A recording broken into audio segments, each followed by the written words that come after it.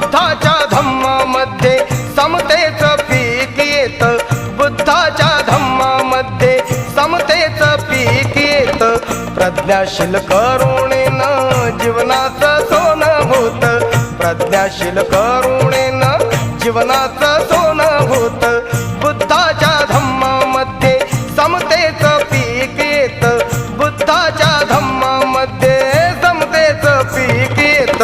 प्रज्ञाशील करुणेनं जीवनाचं सोनं होत, प्रज्ञाशील करुणेनं जीवनाचं सोनं होत.